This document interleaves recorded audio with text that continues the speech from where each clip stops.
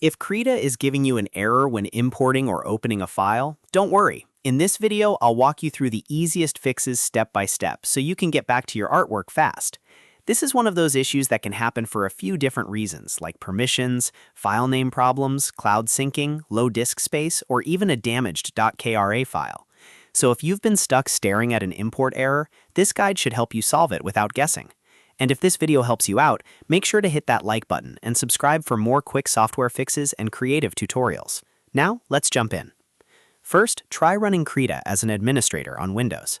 To do that, right-click the Krita icon and choose Run as Administrator. This may sound simple, but it can fix permission issues that stop Krita from opening or importing files properly. Sometimes Windows blocks access to a folder or file location, and running Krita with admin privileges gives it the access it needs. If the file still won't open, the next thing to check is the file name itself. Remove any special characters, symbols, brackets, accents, or unusual punctuation. Keep it simple with basic letters and numbers only.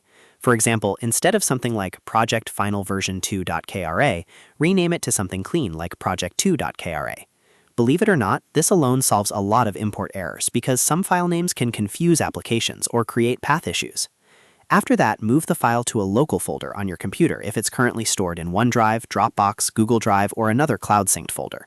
Cloud folders can sometimes interfere with Krita's ability to read the file correctly, especially if syncing is still happening in the background.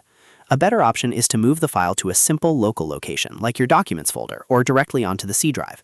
Then try opening it again inside Krita. Next, check your free disk space. If your drive is almost full, Krita may fail to open larger .kra files, or may throw an error that looks like file corruption, when the real problem is simply that there isn't enough space to work properly. So take a moment to make sure you have room available, especially if you're dealing with high-resolution artwork or layered projects. If you still can't open the file, look for backups or autosaves in the same folder. Krita may leave behind recovery files with a tilde at the end, like project.kra tilde, or files with an autosave extension. If you find one, try renaming it back to .kra and then open it in Krita. This can sometimes recover your work if the original file was interrupted or damaged. Now, if you suspect the .kra file itself is corrupt, there is a more advanced manual repair method you can try. First, rename myfile.kra to myfile.zip. Then open it with 7-zip or a similar archive tool. If you see an error about a missing file, such as mergedimage.png, that can indicate the archive structure is damaged. In some cases, you may be able to remove the broken reference or replace it with a dummy image, then rename the file back to .kra and try opening it again in Krita.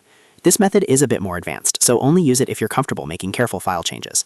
Finally, if your issue is with importing reference images rather than opening a project file, try dragging and dropping the image directly from your file manager onto the Krita canvas instead of using the import menu. This often works better and can bypass problems with the import dialog entirely. So to recap, run Krita as administrator, simplify the file name, move it out of cloud folders, check disk space, look for backups or autosaves, and if needed, try a manual .kra repair or drag and drop import. One of these fixes usually gets the job done. If this tutorial saved you time, please give it a like and subscribe for more helpful Krita and software troubleshooting videos. Thanks for watching, and I'll see you in the next one.